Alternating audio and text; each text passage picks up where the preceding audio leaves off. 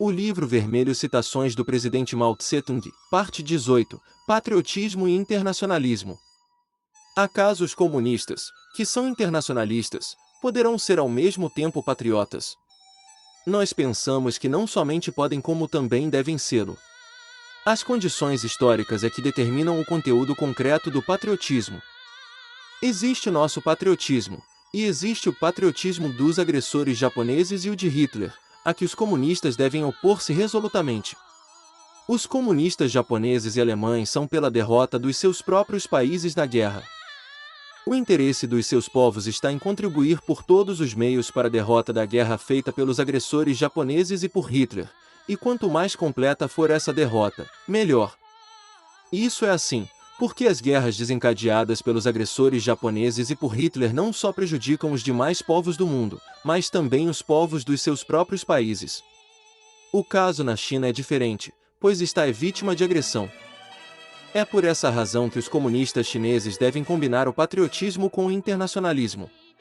Nós somos ao mesmo tempo internacionalistas e patriotas. A nossa palavra de ordem é combater pela defesa da pátria contra o invasor. Para nós, o derrotismo é um crime, enquanto que a luta pela vitória na guerra de resistência contra o Japão é um dever a que não podemos furtar-nos. Isso é assim porque só combatendo pela defesa da pátria poderemos derrotar os invasores e libertar a nação, e só a libertação nacional torna possível a emancipação do proletariado e de mais povo trabalhador. A vitória da China e a derrota dos invasores imperialistas também constituirão uma ajuda para os povos dos restantes países. Por consequência, o patriotismo é uma aplicação do internacionalismo na guerra de libertação nacional.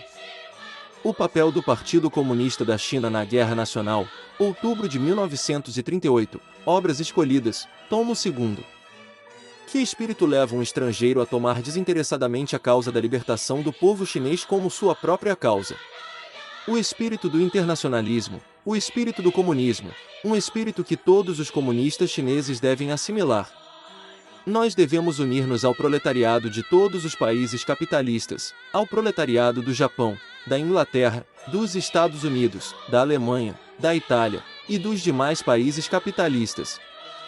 Só assim será possível abater o imperialismo e libertar a nossa nação e o nosso povo, libertar as demais nações e povos do mundo.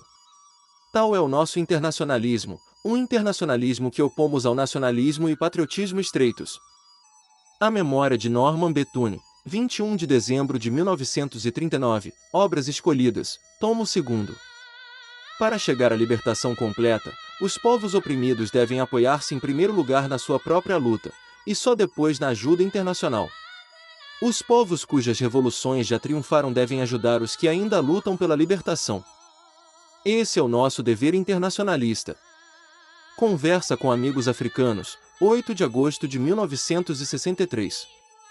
Os países socialistas são estados de tipo completamente novo, onde as classes exploradoras já foram derrubadas e o povo trabalhador já tomou o poder. Nas relações entre esses países, o princípio que se aplica é o da integração do internacionalismo com o patriotismo. Nós estamos estreitamente ligados por interesses e ideais comuns. Discurso na reunião dos Sovietes Supremo da URSS em comemoração do 40º aniversário da Grande Revolução Socialista de outubro. 6 de novembro de 1957. Os povos dos países do campo socialista devem unir-se. Os povos dos países da Ásia, África e América Latina devem unir-se. Os povos de todos os continentes devem unir-se. Todos os países amantes da paz devem unir-se. Todos os países vítimas da agressão, controle, intervenção e abusos por parte dos Estados Unidos devem unir-se, de maneira a formarem a mais ampla frente única contra a política de agressão e guerra do imperialismo norte-americano e defenderem a paz mundial. Declaração em apoio à justa luta patriótica do povo panamense contra o imperialismo norte-americano, 12 de janeiro de 1964, povos de todo o mundo, univos e derrotai os agressores norte-americanos e todos os seus lacaios. As coisas, os fenômenos, desenvolvem-se sem cessar. Não decorreram mais do que 45 anos após a Revolução de 1911, e já o aspecto da China é totalmente diferente. Mais 45 anos, isto é, no ano 2001 que marcará a entrada do século XXI, e a China terá registrado modificações ainda maiores. a China tornar-se-á num poderoso país socialista industrializado.